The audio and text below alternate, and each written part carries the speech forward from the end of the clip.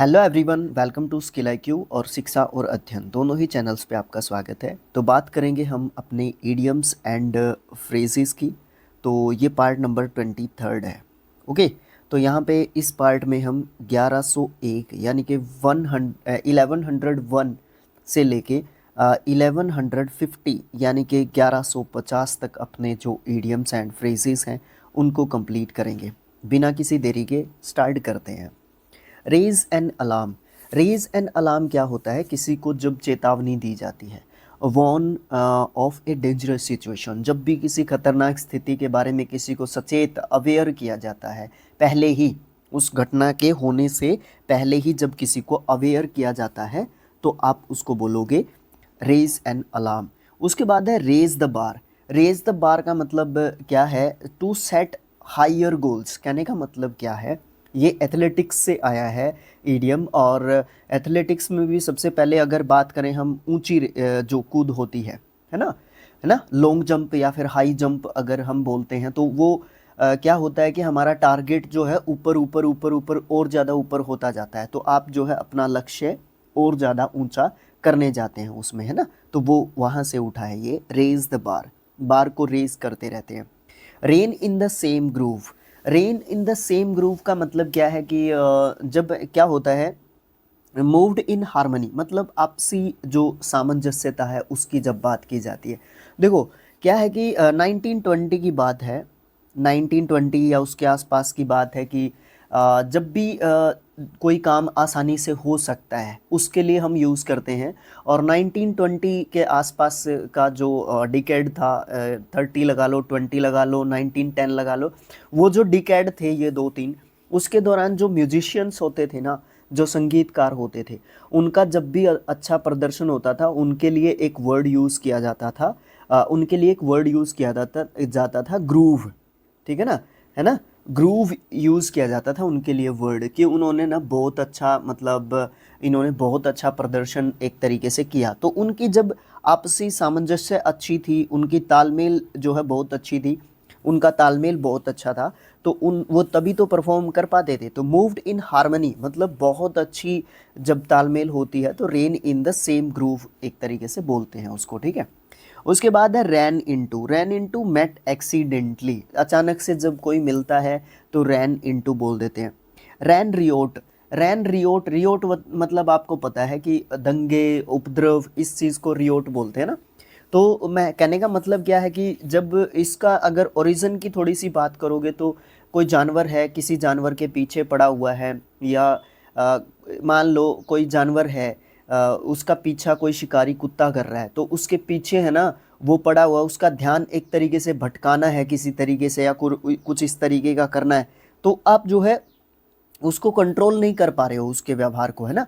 तो acted without restaurant. Restaurant अनियंत्रित व्यवहार यानी कि अनकंट्रोल्ड बिहेवियर जब किसी का होता है तो रैन रियोट एक तरीके से बोल सकते हैं। रैंक एंड फाइल, ये सैन्य गतिविधियों से, सेनाओं से एक तरीके से आया है। रैंक मतलब रैंक और फाइल दोनों ही चीज़ें जो है एक तरीके से सेना से ही रिलेटेड एक तरीके से रखी गई है। इसमें ordinary workers in a company मतलब साधारण सिंपल से कर्मचारी, मतलब उन सैनिकों को एक साधारण कर्मचारी, वैसे साधारण होते नहीं हैं वो लोग, लेकिन उस समय पे यूज़ किया गया था पहले के टाइम में, कि जो जो रैंक के हिसाब से जो खड़े हुए हैं सिपाही, एक दूसरे के पीछे खड़े हुए हैं, है ना, एक प्रॉपर वे में खड़े हुए हैं, तो मतलब वो साधारण की गिनती में उनको एक तरीके से गिना गया है ना। ऑर्डिनरी ऑफिसर जो है ना वो अलग है, ऑफिसर्स जो है अलग हैं, वो ऑर्डिनरी नहीं है ना। तो वो ऑफिसर्स संख्या में कम होते हैं और जो सैनिक होते हैं वो संख्या में ज़्यादा हैं। किसी भी तरीके से रिलेट करना इसको, कि साधारण जो लोग होते हैं उनको डिनोट करने के लिए या साधारण कर्मचारियों को डिनोट करने के लिए रैंक एंड फाइल ईडीएम का यूज़ किया जाता है। रेयर बर्ड आपको वैसे भी पता चल जाएगा। रेयर बर्ड मतलब एन एक्सेप्शनल पर्सन और थिंग, या फिर अ रेयरिटी, मतलब किसी के अंदर अलग सी कोई क्वालिटी है, दुर्लभ कोई चीज़ है, दुर्लभ कोई क्वालिटी है किसी पर्सन की, है ना, उसको डिनोट करने के लिए रेयर बर्ड यूज़ किया जाता है। रैट रेस का मतलब क्या होता है? फायरस मतलब खतरनाक कंपटीशन, पावर फॉर पावर मतलब क्या है कि प्रतिस्पर्धा, कड़ी प्रतिस्पर्धा जीतने के लिए, गेम में हो सकती है, राजनीति में हो सकती है, कहीं पे भी किसी भी फील्ड में जो कड़ी प्रतिस्पर्धा होती है ना, वो जब देखने को मिलती है तो उसको रैट रेस बोल सकते हैं। Reap the whirlwind, reap the whirlwind का मतलब क्या होता है? Suffer negative consequences as a result of one's actions. मतलब आपने कोई गलती नहीं की बट आप उसको भुगतोगे आप, है ना। बाइबल में बताया गया है कि बुरे कामों का बुरा नतीजा, है ना। तो ये बाइबल के अंदर से लिया हुआ एक मतलब उससे इंस्पायर होके ये ईडियम बना है एक समय पे। जैसा बोओगे वैसा काटोगे, है ना, जो करोगे वो भरोगे, इसी तरीके के जो है इसके मतलब बनते हैं। रेड इयरिंग्स का मतलब क्या होता है? Clues intended to distract mislead, मतलब क्या है? एक तरीके का धोखा छलावा। देखो ये जो है एक तरीके से, ये भी एक तरीके से आपका एक एक जो पत्रकार था उसने जो है 1807 की बात है, 1807 की बात है, इंग्लिश पत्रकार था जिसका नाम था विलियम कोबेट। ठीक है, विलियम कोबेट उस जो है व्यक्ति का नाम था, और उसने जो है कोई लेख लिखा था जिसमें क्या हुआ था कि एक कुत्ता था और वो खरगोश के पीछे पड़ा हुआ था, तो उसका ध्यान भटकाने के लिए कोई नमकीन सी चीज़ जो है इधर जो जिसकी गंध बहुत ज़्यादा तेज़ थी, जिसकी स्मेलिंग बहुत ज़्यादा तेज़ थी और नमकीन थी वो, तो उसको खरगोश को बचाने के लिए उसने इस तरीके का कुछ एक्सपेरिमेंट किया था, अपने लेख में उसने लिखा था, है ना। तो उसने वो क्या किया था, एक तरीके से छलावा किया था कुत्ते के साथ, है ना। तो वो वाली चीज़ रेड इयरिंग्स के नाम से उस समय पे एक तरीके से फेमस हो गई थी। ठीक है, इस तरीके से आप जो है इसको ध्यान रख सकते हैं। उसके बाद आप क्या कहोगे? Red tape. रेड टेप का मतलब क्या होगा? रेड टेप का मतलब ये होगा कि 18th जो है सेंचुरी के दौरान की बात है, इंग्लैंड की बात है ये। ठीक है, इंग्लैंड में क्या हुआ कि जब भी कोई डॉक्यूमेंट्स होते थे, जब उनको एग्जामिन उनकी जांच कर दी जा चुकी थी, तो क्या होता था उनके ऊपर है ना रेड टेप डाल दी जाती थी, जिससे थोड़ा सा कई बार क्या होता था कि ये लगता था कि इन डॉक्यूमेंट्स की जांच जो है, जांच पड़ताल हो चुकी है, तो कई बार कोई जानबूझ के भी बांध देता होगा, है ना, तो उन उससे फिर प्रॉब्लम भी क्रिएट होती थी। तो कुछ इस तरीके का इसका मीनिंग बनता है। ऑफिशियल प्रोसीजर कॉजिंग डिले, मतलब एक ऐसा ऑफिशियल प्रोसीजर जिसमें जिसके कारण जो है डिले होता है। ऐसे बहुत सारे मान्यताएं, ऐसे बहुत सारे प्रोसीजर्स को फॉलो करना पड़ता है इन गवर्नमेंट ऑफिशियल ऑफिसेज या officials, by the government officers भी बोल सकते हैं आप लोग, है ना। गवर्नमेंट का प्रोसीजर होता है एक, उसके तहत जो है कोई भी चीज़ जो है कंप्लीट होती है, तो उसमें जो है टाइम लगता है, तो उसको रेड टेप बोलते हैं। एक है official rules and bureaucracy that make it difficult to do something, मतलब एक ऐसी अनावश्यक प्रतिक्रिया या प्रक्रिया, एक ऐसी प्रोसेस जिसके कारण बहुत सारी देरी हो जाती है, डिले हो जाती है अक्सर जो गवर्नमेंट जो काम होते हैं या गवर्नमेंट के जो काम होते हैं उनको लेके या उनसे रिलेटेड। ठीक है, नेक्स्ट है हमारा reinventing the wheel. Reinventing the wheel का मतलब क्या है कि व्यर्थ के काम करना, बेकार के काम करना, wasting one's time for things that have already been satisfactory done. मतलब आप बेकार के काम करना जबकि जबकि उसकी ज़रूरत ही नहीं है, बेकार के बेजुले काम करना, है ना। नेक्स्ट है रेस्ट ऑन वंस लॉल्स। ये लॉल्स क्या होता है? ये एक कल्प वृक्ष को बोलते हैं। ठीक है, कल्प वृक्ष, ठीक है, जो सदा हरा रहता है वृक्ष। ठीक है, जो सदा वृक्ष हरा रहता है उसको डिनोट करता है लॉल्स। ठीक है, रेस्ट ऑन वंस लॉल्स, मतलब ग्रीस या फिर रोम की ये बात बोल सकते हो आप, उस समय पे ओरिजिनेट हुआ जब ये क्या नाम बोलते हैं इसका, ईडियम का, रेस्ट ऑन वंस लॉल्स। तो ग्रीस या रोम की बात है कि उस समय पे लोरेन लोरेन नाम की एक फूलों की माला होती थी जो जीतने वाले व्यक्ति को दी जाती थी। उसके बाद वो सोचता था कि उसने तो है ना ज़िंदगी में बहुत कुछ कर लिया है, वो अपनी जो परफॉर्मेंस थी ना उससे वो सेटिस्फाई हो जाता था और आगे एफर्ट्स करना बंद कर देता था, मतलब अपनी पुरानी ख्याति के ऊपर संतोष करके घर पे बैठे रहना। To be satisfied with your achievements and not to make an effort to do anything else, मतलब आप अपनी अचीवमेंट से बिल्कुल सेटिस्फाइड है, आप आगे कोई भी एफर्ट नहीं करना चाहते। दूसरा मीनिंग है to retire from active life, मतलब आप अपने अभी के जीवन से जो है क्या कर रहे हो, अपने आप को रिटायर कर रहे हो, आगे आप ज़्यादा एफर्ट्स नहीं करने वाले हैं। Rides the high horse, superior बोल सकते हो, श्रेष्ठ समझना खुद को। Ring a bell, to sound familiar, जान पहचान जो है लगाना निकालना, ये सब बोल सकते हो, ठीक है। रिंग फेंसिंग, रिंग फेंसिंग का मतलब आप लोग क्या कह सकते हो? रिंग फेंसिंग का मतलब देखो जो मीनिंग दिया हुआ है उससे ही बड़े अच्छे तरीके से हम लोग समझ सकते हैं। एक ऐसी guarantee that founts allocated for a particular purpose, एक ऐसी गारंटी जो कि फंड करती है एलोकेट किसको, एक पर्टिकुलर पर्पस को, एक स्पेशल उद्देश्य को, will not be spend on anything else, कि और किसी चीज़ के ऊपर जो है इस चीज़ को एक तरीके से स्पेंड नहीं किया जाएगा। मतलब एक ऐसा फंड है, कुछ ऐसे पैसे हैं, एक ऐसी रिस्ट्रिक्शन है कुछ पैसों के ऊपर कि आप जो है उनको बिना किसी स्पेसिफिक जो है पर्पस के आप उनको जो है क्या नहीं कर सकते, वेस्ट नहीं कर सकते, वो जो है घेराबंदी। अब ईडीएम, इस ईडीएम को आप बिना एक्सप्लेनेशन के मुझे नहीं लगता कि समझ सकते हैं, है ना। इसके लिए मैंने गूगल भी किया है, इसके लिए मैंने और भी सोर्सेस लगाए होंगे, है ना।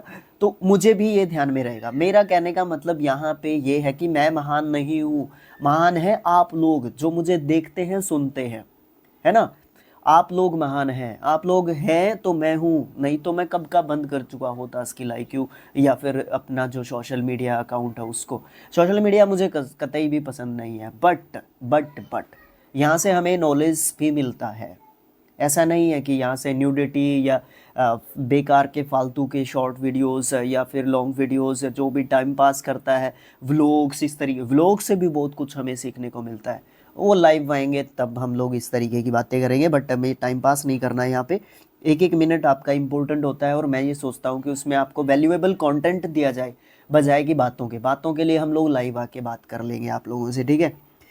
उसमें हम क्या करते हैं, आप क्या करते हैं, इस तरीके की चीज़ें कर लेंगे। तो फोकस ऑन द टॉपिक या फिर अपना जो कंटेंट है उसके ऊपर। तो घेराबंदी का मतलब क्या है कि एक ऐसा रिस्ट्रिक्शन, उस रिस्ट्रिक्शन को घेराबंदी बोला गया है जिसके तहत आप वो फंड, वो पैसे, वो वेल्थ, वो रिसोर्स यूज़ नहीं कर सकते, ठीक है। रिप अप ओल्ड सोर्स, ये होता है टू रिवाइव फॉरगॉटन कोरल, मतलब आप जो है पुराने घावों को कुरेद रहे हैं, एक तरीके से रिवाइव कर रहे हैं, दोबारा जीवित कर रहे हैं पुराने झगड़ों को आप, है ना, है ना।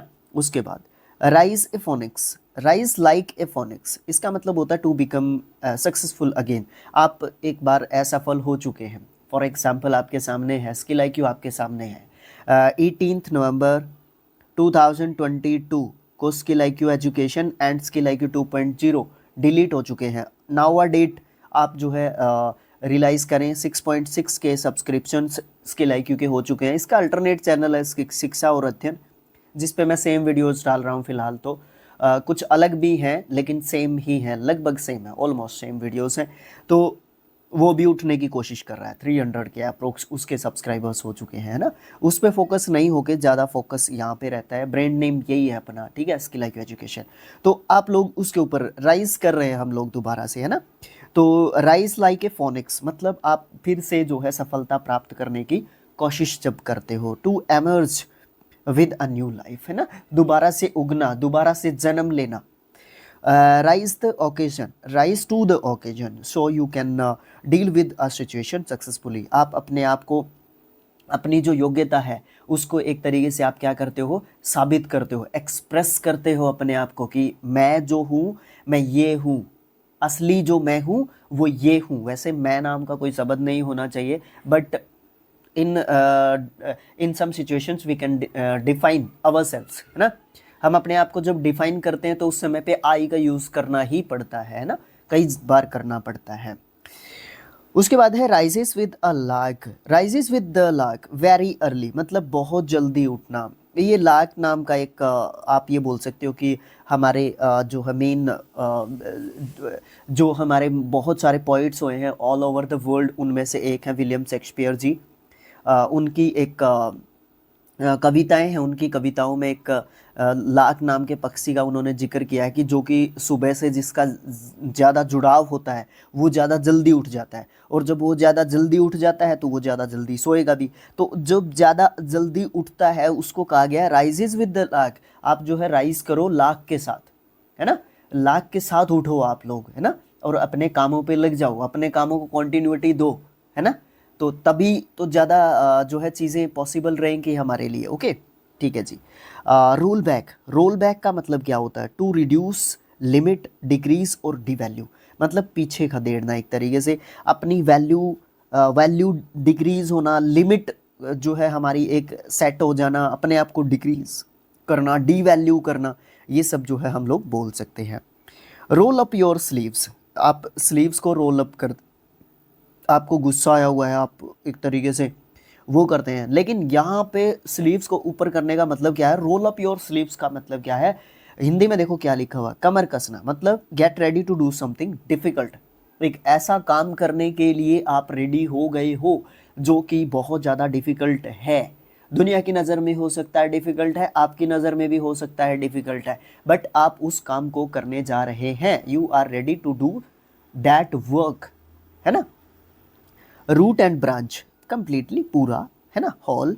ओके, उसके बाद है rose coloured glasses. Rose coloured glasses मतलब a positive outlook on life, एक जिंदगी के बारे में एक सकारात्मक दृष्टिकोण को आप जो है बोल सकते हो। रब समबडी द रोंग वे, रब समबडी द रोंग वे मतलब इर्क्ड या फिर इरिटेटेड हिम, मतलब किसी को चिढ़ाना, एनॉय करना, गुस्सा दिलाना किसी को, है ना, उसका मजाक करना किसी का, है ना, ये सब जो है आप लोग बोल सकते हो इसका मतलब। Okay, ruffle somebody's feather, ruffle somebody's feather, ruffle क्या होता है? रफल करना क्या होता है? रफल करना होता है परेशान करना, घबराहट होना, विकलता भी आप इसका बोल सकते हो, विकलता, है ना, जो व्याकुलता होती है ना कुछ, उससे रिलेटेड जो है आप इस वर्ड को बोल सकते हो। ठीक है, रफल समबडीज फेदर मतलब किसी के फेदर को आप जो है एक तरीके से रफल कर रहे हो, है ना, परेशान एक तरीके से कर रहे हो, तो उसको भी आप एकदम से दोनों को सेम बोल सकते हो। रब करना या रफल करना आप लोग बोल सकते हो, एक जैसे से मीनिंग रखते हैं। ठीक है, रब समबडी द रोंग वे या फिर रफल समबडीज फेदर, दोनों के सेम मीनिंग आप बोल सकते हो। ठीक है, किसी को तंग करना, चिढ़ाना, गुस्सा दिलाना, परेशान करना, इरिटेट करना, एनोय करना, ठीक है, ये बोल सकते हो। Rule the roost, rule the roost क्या होता है?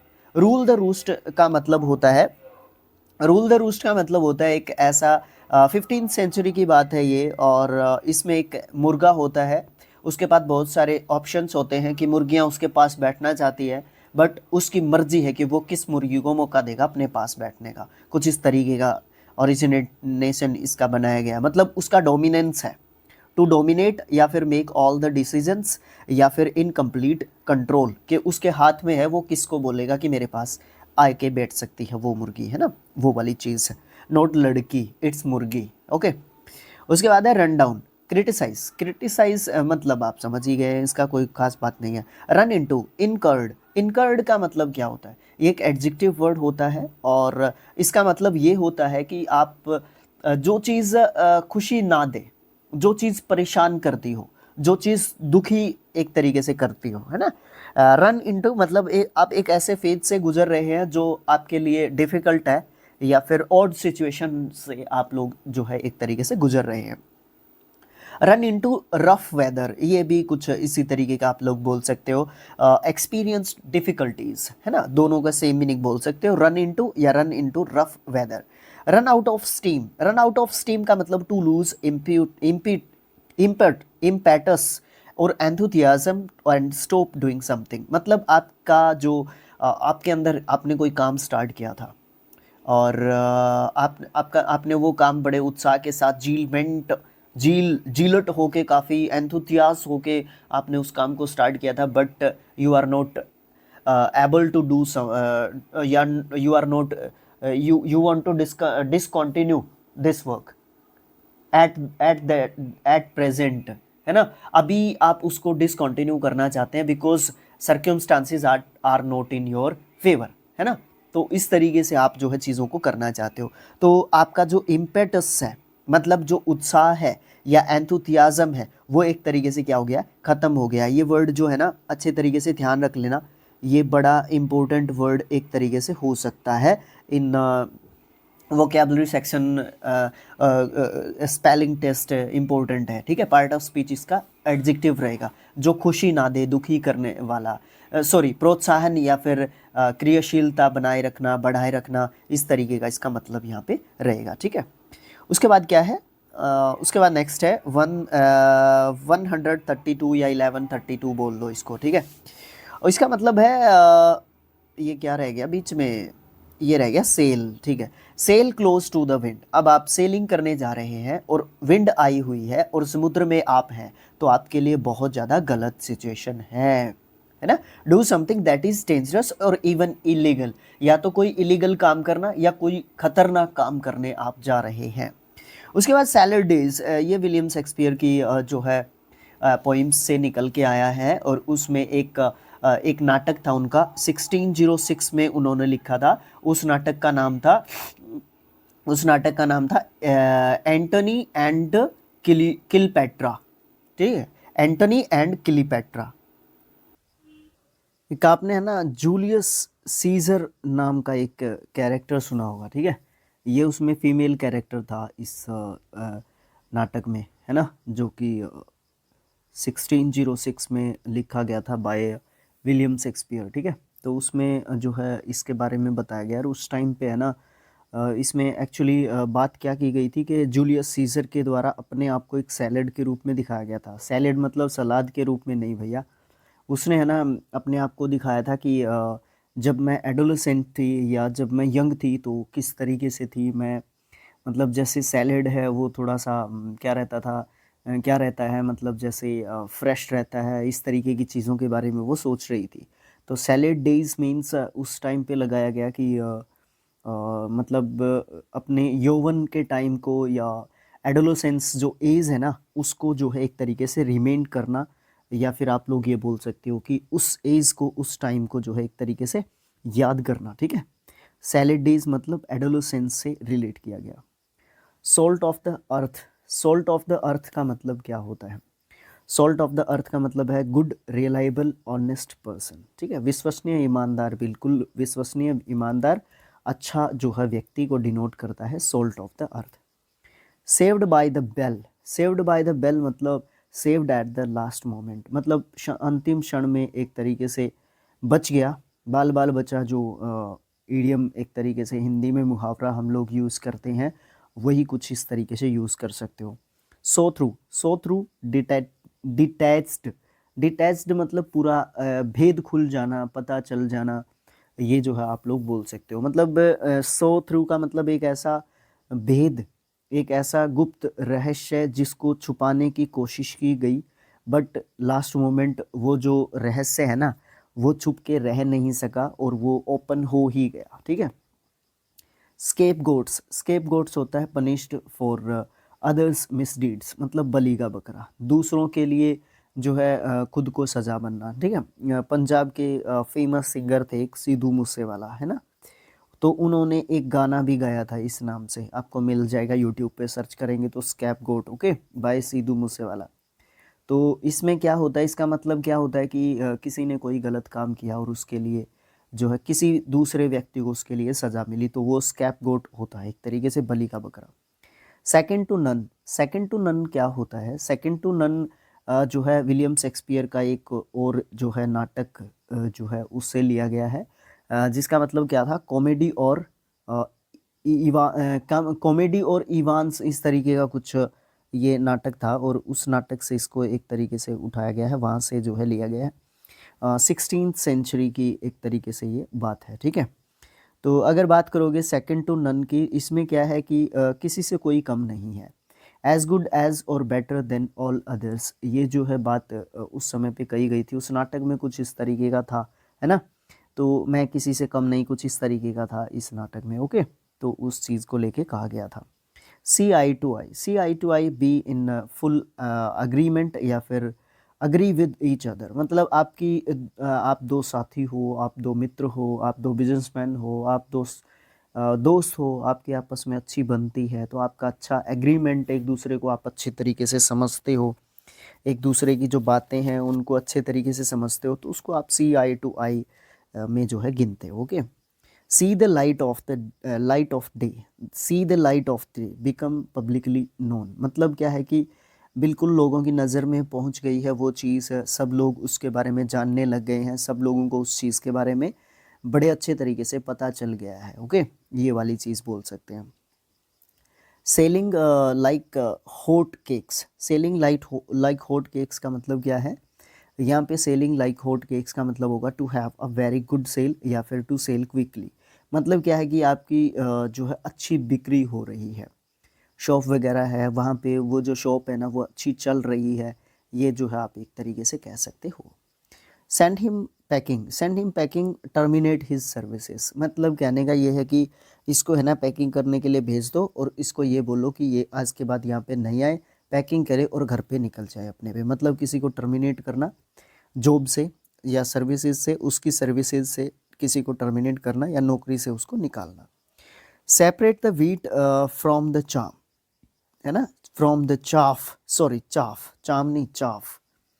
चाफ वैसे हंसी मजाक को बोलते हैं, लेकिन यहाँ पे भूसा इसको एक तरीके से बोलेंगे, ठीक है, या वेस्ट एक तरीके से आप इसको बोल सकते हो। ओके, तो कहने का मतलब क्या है? Separate the valuable from the wordless, है ना, अच्छे बुरे की पहचान करना आना बहुत ज़्यादा ज़रूरी चीज़ होती है, ठीक है। Separate the wheat from the chaff, मतलब बुरे में से अच्छा निकालना है, वो आपके ऊपर डिपेंड करता है कि आप कैसे निकालोगे कैसे नहीं निकालोगे।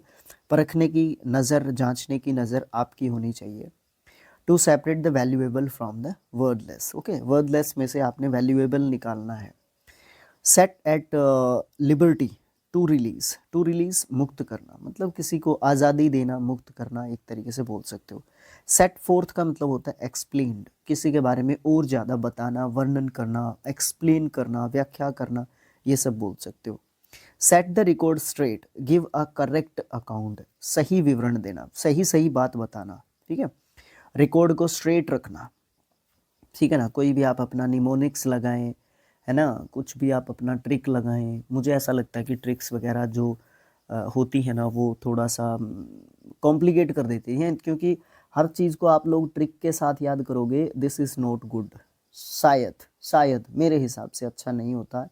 बाकी आप लोगों को, जैसे आप लोगों को अपना पता है कि आप चीज़ को कैसे सीख सकते हैं, वो आपके ऊपर डिपेंड करता है कि आप किस चीज़ को किस तरीके से सीखते हैं। बट मुझे ट्रिक्स का सिस्टम थोड़ा सा ठीक नहीं लगता पर्सनली, अगर मैं आपको बताऊं तो। सेट द रिकॉर्ड स्ट्रेट, मतलब रिकॉर्ड को स्ट्रेट रखना है, बिल्कुल सीधी और सच्ची प्रमाणिक जो आपने जानकारी है वो आपने देनी है, अन्यथा आपने कुछ एक्स्ट्रा करने की कोशिश नहीं करनी है। Set the wheels on motion, set the wheels on motion, wheels को मोशन में रखो। व्हील्स को मोशन में रखोगे तो मतलब आप क्या कर रहे हो, कुछ इनिशिएटिव ले रहे हो, कुछ काम कर रहे हो और उस काम को आप जो है एक तरीके से आगे बढ़ा रहे हो। To initiate a chain of events, है ना, कुछ जो इवेंट्स हैं उनकी जो उनको जो है क्या कर रहे हो आप, एक तरीके से इनिशिएट कर रहे हो, उनकी चेन्स को जो है आगे बढ़ा रहे हो।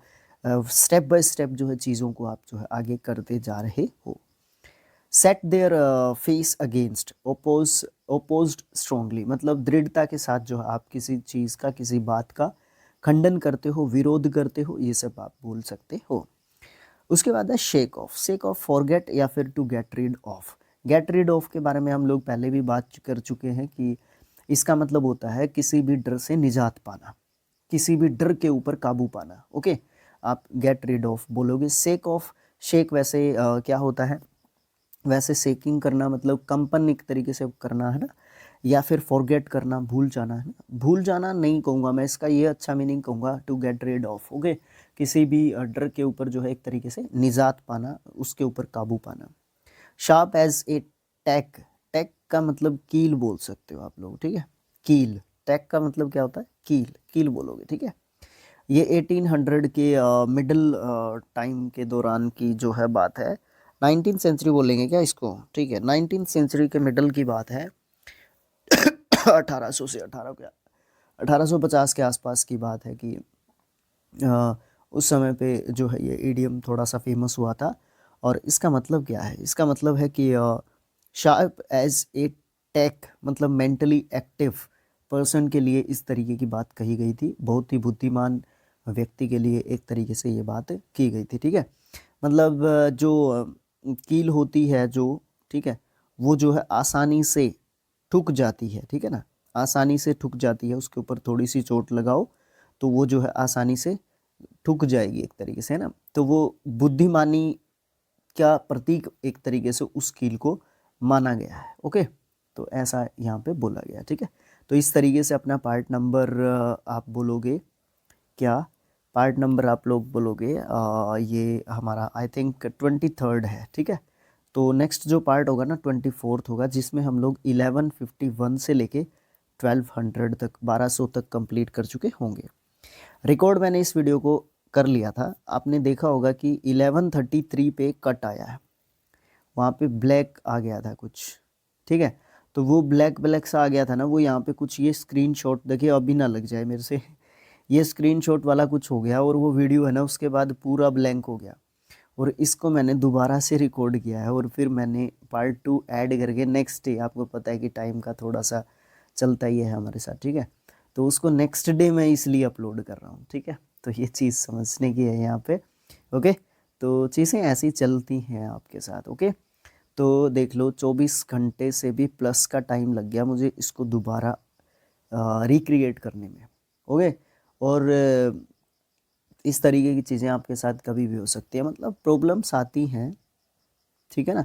जब प्रॉब्लम्स आती हैं तो उसके साथ कोई ना कोई सॉल्यूशन ज़रूर होता है, बट हमें उसके लिए सोचने की ज़रूरत पड़ती है, और वो भी बहुत ज़्यादा नहीं सोचना है, ओके। बहुत ज़्यादा सोचना, बहुत ज़्यादा थिंकिंग करना भी हमारी सेहत के लिए बिल्कुल अच्छा नहीं होता है। Thanks for watching, thank you so much. मिलेंगे नेक्स्ट पार्ट में, जो कि 24th पार्ट होगा, जिसमें हम लोग अपने ईडियम्स एंड फ्रेजेस को करेंगे। I think total 31st part जो है इसके बनने वाले हैं, उसके बाद अपने ये कंप्लीट हो जाएंगे, और बीच में आपको 200 बेस्ट जो है आपको इसका मिल ही जाएगा, लगभग मिल जाएगा बीच में, ठीक है। कोशिश करूँगा मैं पूरी, ओके। वीडियो को आपने शेयर करना है, चैनल को सब्सक्राइब कर लो, ठीक है। और कमेंट करके बताते रहा करो आप लोग, आपको कैसा लग रहा है यहाँ पे वीडियोस को देख के। और जो है आपने चैनल को सब्सक्राइब कर दिया, वीडियो को लाइक ज़रूर करके जाना है। ये 4 चीज़ें प्रत्येक यूट्यूब एजुकेटर या फिर आप बोल सकते हो कि इन्फ्लुएंसर, क्रिएटर, इन सबको चाहिए होती हैं। Thanks for watching again, thank you so much. मिलेंगे नेक्स्ट पार्ट।